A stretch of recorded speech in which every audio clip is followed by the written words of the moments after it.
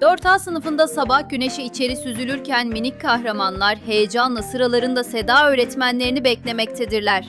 Bugün klasik sınavlardan çok daha farklı olarak kahkaha sınavı zamanı olacak. Her köşesi yaratıcı buluşlarla dolu bu sınıfta öğrenmek hem eğlenceli hem de unutulmaz olacağı benziyor. Çocuklar, bilimin ve merakın gerçek gücünü keşfeder. 4A sınıfında öğrenmek hem renkli hem de hayat boyu unutulmaz. Hazır mısınız çocuklar? Bugün sıradan bir sınav yok. Bugün bilgiyle kahkaha sınavı yapacağız. Bu sınavda tek kuralımız var. Merak etmek serbest. Gülmek mecburi. Öğretmenim, Tesla elektrik yerine spagettiyi bulsaydı ne olurdu? Keremcim, o zaman ampuller yerine tabaklarda ışıldayan makarnalarımız olurdu. Elektriği değil karbonhidratı konuşurduk. Öğretmenim Edison ampulü bulana kadar sürekli denemiş. Bulmasaydı acaba ne yapardık? Bak Yağmurcum, 1000 kere denemekten vazgeçseydik, şu anda mum ışığında ders yapıyor olurduk. Neyse ki Edison azmiyle karanlığı aydınlattı. Evet, başka sorusu olan? Peki öğretmenim, Einstein'ın görelilik teorisi neden bu kadar kafa karıştırıcı? Neredeyse adımı unutacağım. Çünkü Cafercan, zaman bazen sınıfta size yavaş geçiyor gibi gelir. Mesela teneffüs 10 dakika sürer ama mutlu geçen o 10 dakika bir çırpıda geçip size 10 saniye gibi gelir. Ders ise bazen bunaldığınızda 5 saat gibi gelir. İşte görelilik budur çocuklar. Öğretmenim, Newton'a neden elma düştü de armut düşmedi? Aklımda deli sorular dönüyor. Ağacımı salladı acaba? Ahmet, belki Newton o gün elma ağacının altında oturuyordu.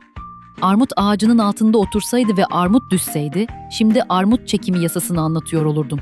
Öğretmenim, İbn Sina neden bu kadar meşhur olmuş? Sihirbaz mıydı? Her hastayı iyileştiriyormuş. Hayır Yağmurcuğum, sihirbaz değil, bilimin büyücüsüydü. Yani ellerinizi yıkayın diyen ilk kişi İbn Sina mıymış? Evet, bundan 1000 yıl önce temizlik hastalıklardan korur demiş ve hala geçerli. O yüzden sabun görse sevinirdi. Düşünsene, o zamanlar hijyen kitabı yazıyor ama öğrenciler "Hocam sabun yoktu ki" diyordur. Öğretmenim, ben sabunla yüzümü yıkayınca köpük gözümün içine kaçıyor. O da tedavi mi oluyor yani? Hayır evladım, o tedavi değil, sabunun intikamı. Ama İbn Sina derdi ki, az sabun, çok temizlik. Öğretmenim, İbn Sina bugün yaşasaydı doktor mu olurdu, YouTuber mı? Sevgili Hira, kesin YouTuber olurdu. Kanalının adı da Sina'nın Sağlık Sırları olurdu. Öğretmenim, Nasrettin Hoca neden hep deney yapardı? Denemesi bedava diye mi? Ben de yapacağım. Tabii ki yap Samet. Denemek öğrenmenin kapılarını açar. Olmaz dediğimiz şeyler bazen en komik gelen anlarda buluş olarak ortaya çıkar. Öğretmenim, Nasrettin Hoca neden göle maya çalmış? Mayası mı çokmuş? Aysımacığım, Nasrettin Hoca aslında denemeden bilemezsiniz demek istemiş. Evet, başka sorusu olan? Öğretmenim, beynimiz bilgiyle dolunca çantamız hafifler mi gerçekten? Çünkü eve dönerken hep hafif geliyor sanki. Eslem, bilgi arttıkça çantalar hafifler, hayat kolaylaşır. Hele ki merakın gücüyle çantalar bulut gibi hafif olur. Öğretmenim, Picasso neden insanların suratlarını yamuk yumuk çizmiş? Yani gözleri burnun üstünde, burnu yana kaymış. Picasso, hayatı farklı açıdan görün demek istemiş. Bize şunu öğretti. Herkesin dünyaya bakışı farklıdır. Bazen baktığınız eğri bile olsa güzeldir. Nasıl bakmak istediğinizle alakalı. Yani ben resmimi yamuk çizersem Picasso muyum? Hayır tatlım, sen henüz Picasso'cuksun.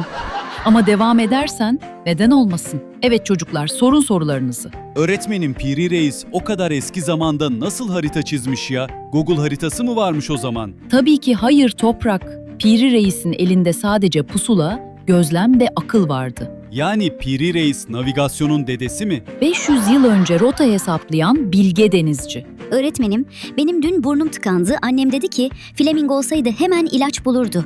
Bu Fleming kim? Büyücü mü? Yok Medineciğim, yok evladım. O bilimin sihirbazıydı.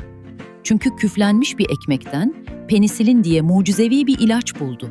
Yani bizim mutfakta duran bayat ekmeklerde doktor olabiliyor mu? Sadece Fleming'in laboratuvarında oluyordu o mucize. O zaman ben sabah kahvaltısında bilime katkıda bulundum. Küflü ekmeği çöpe atmadım. Sizinkilerle ancak ekmek pizzası yapılır çocuklar. Tebrikler. Sen de Atık Yönetimi Kulübü'ne kabul edildin. Gördünüz mü çocuklar? Bilim kadar sanat da keşif kadar önemli. Picasso bize hayal etmeyi, Piri Reis ise yol bulmayı öğretti. Yani dersin özeti şu: hayal et, dene, yan çizsen bile rotanı kaybetme.